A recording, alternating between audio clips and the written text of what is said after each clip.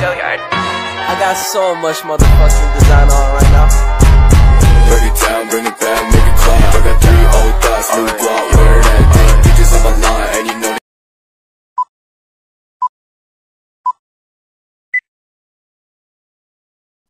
Assalamualaikum warahmatullahi wabarakatuh. Di sini saya akan menjelaskan poin pertama, yaitu hermeneutika. Hermeneutika pengertiannya adalah berasal dari bahasa Yunani, yaitu hermeneutika atau hermeneutikos. Kata hermeneutikos dibentuk dari perkataan hermenein yang berarti menafsirkan. Kata bendanya adalah hermonia yang berarti penafsiran atau interpretasi, dan hermeneutes yang berarti interpreter atau penafsir. Kata hermonein dihubungkan dengan nama mitologi Yunani, yaitu Hermes, yang diciptakan oleh Jupiter atau Zeus untuk menyampaikan pesan dari para dewa di kayangan kepada manusia di bumi. Hermes digambarkan sebagai makhluk seperti manusia dengan kaki bersayap. Hal itu melambangkan pesan yang ingin disampaikan, dalam arti sebagai sarana manusia untuk melakukan penerbangan menuju kebenaran yang tempatnya di alam metafisik. Nama Hermes dalam bahasa Latin ialah Mercurius. Dipadankan dengan Nabi Enos dalam tradisi Kristen, tugas Hermes adalah menerjemahkan pesan-pesan dari dewa di Gunung Olympus ke dalam bahasa yang dapat dimengerti oleh manusia. Fungsi Hermes menjadi penting sebab jika terjadi kesalahpahaman dalam menginterpretasikan pesan dewa, akibatnya akan fatal untuk umat manusia. Jika salah mengartikannya, hal itu menyebabkan manusia hidup di jalan kesesatan. Untuk dapat melakukan tugasnya dengan baik, Hermes dituntut menguasai pesan para dewa, terutama berkaitan dengan maksud dan tujuan dari pesan itu. Untuk keperluan apa pesan itu disampaikan, serta dalam situasi apa. Agar dapat menyampaikan pesan para dewa dengan baik, Hermes harus menguasai bahasa manusia dan mampu mengurai pesan yang akan disampaikan secara artikulatif melalui bahasa yang dikuasainya. Dalam hal tersebut, maka penting bagi seorang ahli hermeneutika untuk memperhatikan kesejarahan dan bahasa dari teks atau wacana yang ditafsirkan. Yang kedua, urgensi hermeneutik. Pada masa kini, hermeneutik mendapatkan posisi penting dalam ilmu-ilmu sosial dan humaniora, serta merupakan basis utama dalam filsafat ilmu-ilmu sosial. Urgensi ini pertama-tama dirasakan ketika Dilthey telah mengungkapkan bahwa sifat dan karakteristik manusia akan terjewatakan dalam bentuk perilaku, seni, teks, dan peristiwa-peristiwa sejarah yang kesemuanya ini memiliki makna di mana hanya bisa dipandang dengan media subjek dan mufasir. Pada sisi lain, perhatian para pemikir hermeneutik pada poin ini bahwa para penafsir berupaya mengharmonisasikan kategori-kategori seperti teks, seni, perilaku manusia, peristiwa-peristiwa sejarah yang bermakna bagi manusia dengan kumpulan makna-makna lainnya, nilai-nilai dan perspektif-perspektif. Karena sangat mungkin terjadi bahwa makna suatu fenomena yang dikaji telah mengalami perubahan. Dilthey berusaha merumuskan ide umum dan metodologi akurat untuk memungkinkan pencapaian objektivitas humaniora, karena sangat menekankan kemestian kesamaan ufuk dan horizon antara mufasir dan objek yang dikaji. Sekian penjelasan dari saya. Wassalamualaikum warahmatullahi wabarakatuh. Aliran hermeneutik. Secara garis besar, aliran hermeneutik terdiri dari 3 bagian. Yang pertama, objektivitis, yaitu aliran yang lebih menekankan pada pencarian makna asal dari objek penafsiran, seperti teks tertulis, teks diucapkan, perilaku, dan simbol-simbol kehidupan. Yang kedua, subjektivitis, yaitu aliran yang lebih menekankan pada peran pembaca atau penafsir dalam pemaknaan terhadap teks. Dan yang ketiga, aliran tengah-tengah, yaitu aliran yang memberikan keseimbangan antara pencarian makna asal dan peran pembaca dalam penafsiran. Sejarah hermeneutik. Istilah hermeneutik dalam pengertian sebagai ilmu tafsir mulai muncul pada abad ke-17. Istilah tersebut dipahami dalam 2 pengertian, yaitu hermeneutik sebagai seperangkat prinsip metodologis penafsiran dan hermeneutik sebagai penggalian filosofis dari sifat dan kondisi yang tidak bisa dihindarkan dari kegiatan memahami. Hermeneutik sesuai dengan arti etimologisnya disebut sebagai teori penafsiran, baik terhadap semua ekspresi kebahasaan maupun bukan. Stanford Encyclopedia mendefinisikan sebagai teori umum penafsiran yang sejarahnya dapat ditelusuri ke zaman Yunani kuno. Namun, sejak abad pertengahan di era hingga pertengahan abad ke-18, hermeneutik dipersempit hanya sebagai cabang kajian Bible. Maksud dari kajian Bible tersebut adalah kajian kitab suci agama Kristen atau bisa disebut Alkitab.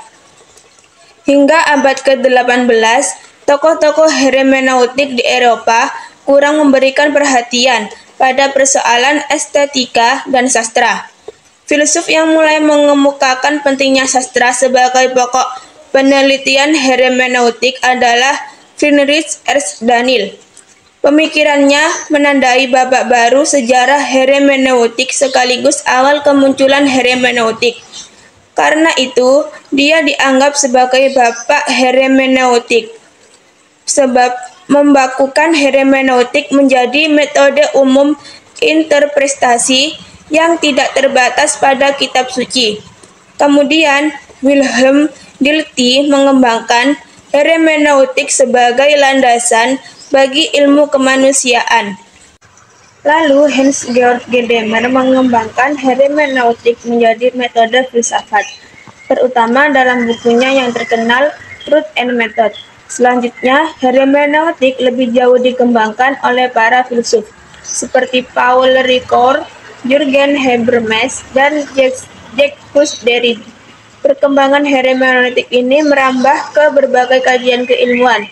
Ilmu yang terkait erat dengan kajian hermeneutik adalah sejarah, filsafat, hukum, kesaustradaraan, dan ilmu pengetahuan tentang kemanusiaan. Saya akan menerangkan tentang ontologi, materialisme, dan materialisme historis. Ontologi adalah salah satu cabang utama dalam ilmu filsafat yang membahas sifat dan karakteristik dari keberadaan atau realitas.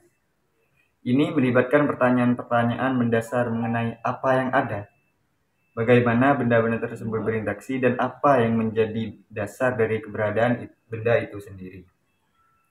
Berikut adalah beberapa poin kunci yang terkait dengan ontologi dalam ilmu filsafat. Yang pertama, eksistensi dan keberadaan. Yang kedua, substansi dan properti. Dan yang ketiga, universal dan partikular. 4. Abstrak dan konkret. 5. Realitas temporal. 6. Monisme dan dualisme. Yang ketujuh, realitas metafisik. Yang kedelapan, hubungan antar entitas.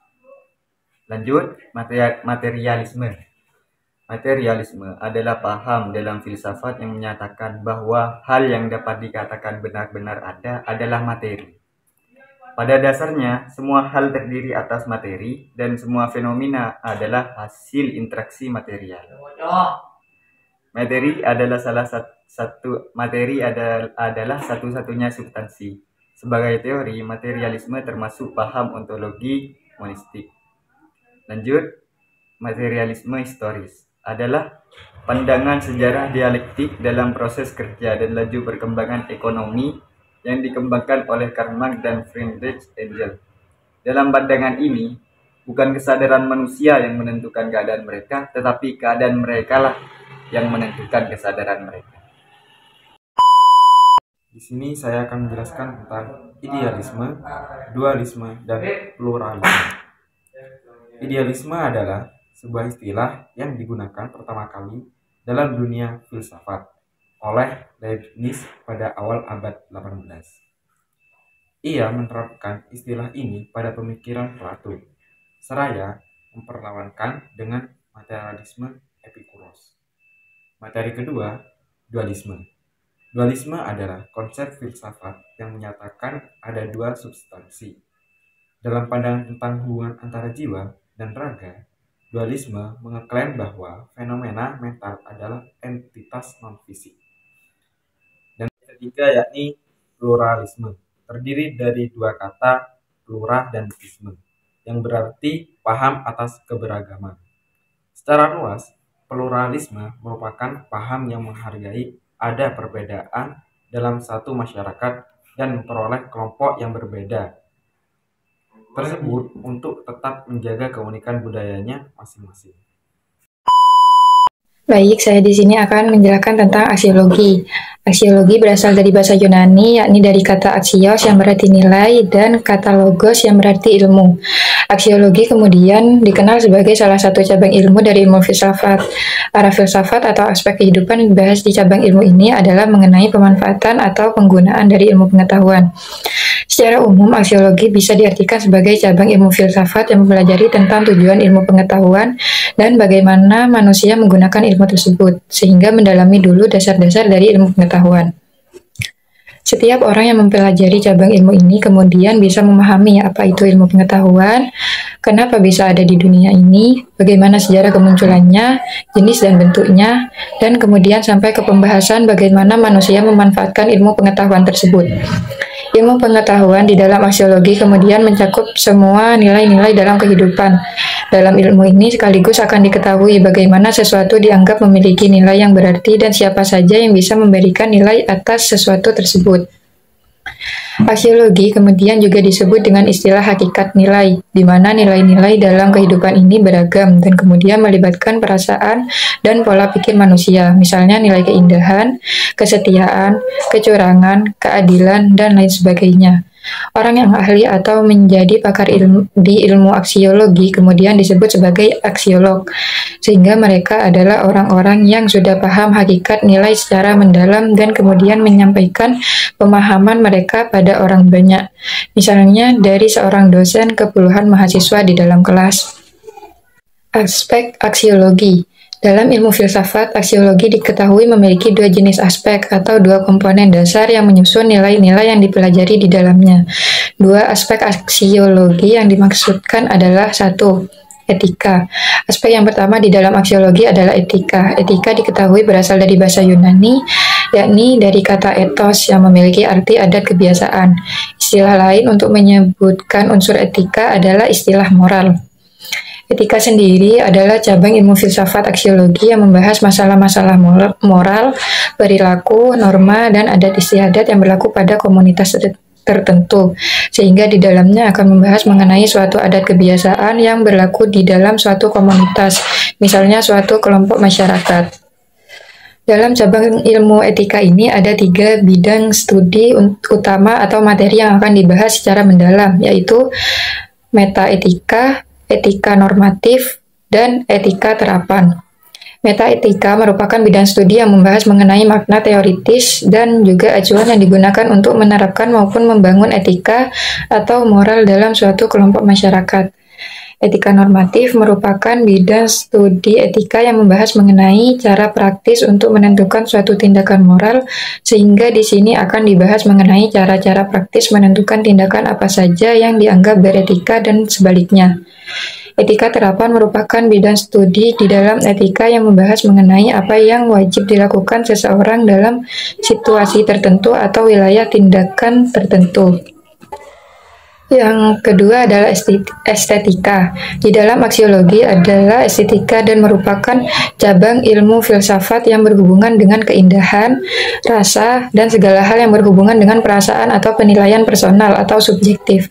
Dalam estetika, penentuan nilai suatu hal melibatkan rasa atau perasaan sehingga dipengaruhi oleh banyak faktor. Misalnya dipengaruhi oleh suasana hati. Saat suasana hati buruk, maka segala hal dinilai buruk juga. Begitupun sebaliknya. Beberapa orang yang mencintai dan memahami dunia seni dan dekat dengan keindahan, maka akan melihat segala hal dari nilai keindahannya. Bahkan segala hal bisa dinilai sebagai sesuatu yang indah. Meskipun melibatkan perasaan, namun logika dalam menentukan sebuah nilai tetap berjalan. Sesuatu yang bagus, rapi, dan memang sedap dipandang mayoritas orang akan menilainya punya estetika yang tinggi. Demikian juga jika melihat sesuatu yang berkebalikan. Baik, saya akan melanjutkan materi yang selanjutnya, yaitu sistem-sistem etika. Jadi, sistem etika adalah kerangka konseptual yang digunakan untuk memahami dan menilai perilaku moral. Mereka memberikan pedoman tentang apa yang dianggap baik atau buruk, benar atau salah dalam situasi tertentu. Ada beberapa sistem etika utama dalam ilmu filsafat, yaitu yang pertama etika deontologis. Etika deontologis memandang tindakan sebagai sesuatu yang intrinsik dengan kewajiban atau aturan moral yang mengikat, terlepas dari konsekuensinya. Artinya, tindakan itu sendiri memiliki nilai moral tertentu. Etika deontologis mengajarkan bahwa tindakan-tindakan memiliki nilai moral intrinsik yang tidak tergantung pada akibatnya.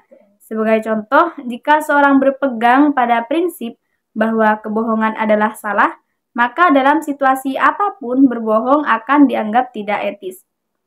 Jadi, dalam konteks deontologi, tindakan berbohong selalu dianggap sebagai tindakan yang tidak benar, bahkan jika tujuannya adalah untuk mencapai hal-hal yang baik. Yang kedua yaitu etika konsekuensialis, menilai moralitas tindakan berdasarkan konsekuensi atau hasil akhir dari tindakan tersebut. Jadi, tindakan dianggap baik jika menghasilkan akibat yang diinginkan. Dalam etika konsekuensialis, nilai moralitas suatu tindakan ditentukan oleh akibat atau hasil akhir dari tindakan tersebut.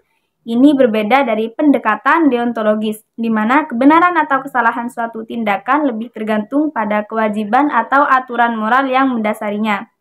Yang ketiga, etika kebajikan atau virtu etik. Etika kebajikan atau virtu etik adalah suatu pendekatan dalam etika yang memusatkan perhatian pada pengembangan karakter dan sifat moral individu. Istilah virtu mengacu pada kebajikan atau kualitas batiniah yang dianggap baik dalam diri seseorang. Dalam etika kebajikan, fokus utama adalah pada pertumbuhan dan kultivasi kebajikan-kebajikan seperti kebijaksanaan, keberanian, integritas, dan keadilan dalam diri individu. Tujuannya adalah menciptakan pribadi yang baik dan bermoral. Contoh dalam kehidupan sehari-hari yang pertama yaitu keberanian. Contohnya, seorang pekerja kesehatan yang menangani pasien COVID-19 dengan penuh keberanian dan dedikasi. Yang kedua, keadilan. Sebagai contoh, seorang hakim yang memutuskan kasus secara adil dan objektif. Yang ketiga yaitu kebijaksanaan.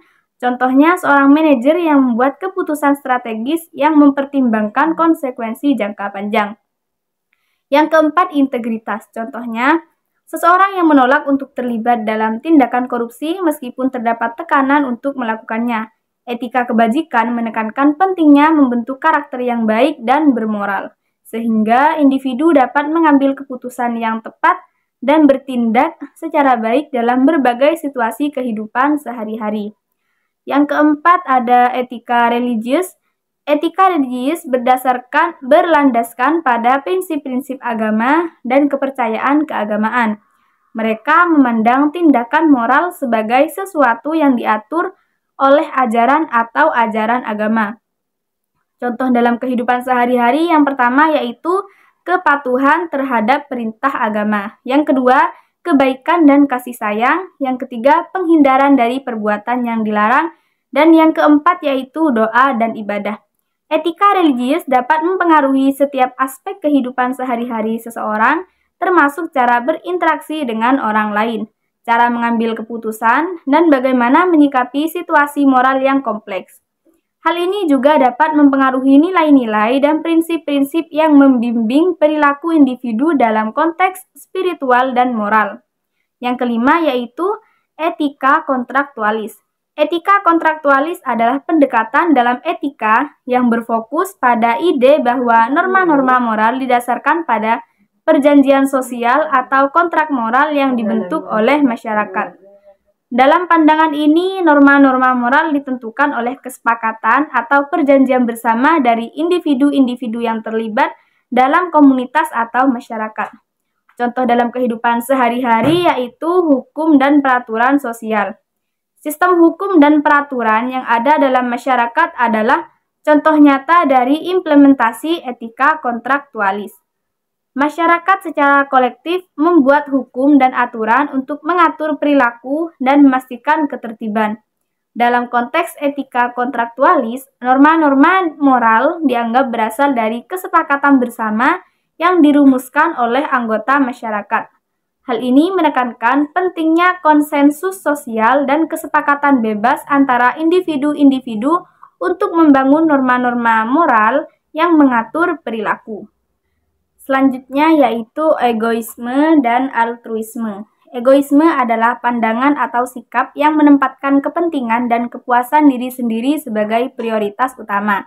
Bahkan jika hal tersebut dapat merugikan orang lain atau masyarakat secara keseluruhan. Dalam konteks etika, egoisme mengacu pada kecenderungan untuk mengambil keputusan dan bertindak hanya demi keuntungan dan kepentingan pribadi. Contoh dalam kehidupan sehari-hari yaitu yang pertama memikirkan diri sendiri, yang kedua pengambilan keputusan finansial, yang ketiga sikap persaingan yang berlebihan, yang keempat tidak memperhatikan kesejahteraan bersama. Penting untuk diingat bahwa ada variasi dalam tingkat egoisme, dan tidak semua tindakan yang mengutamakan kepentingan diri sendiri dianggap sebagai tindakan yang sepenuhnya egois.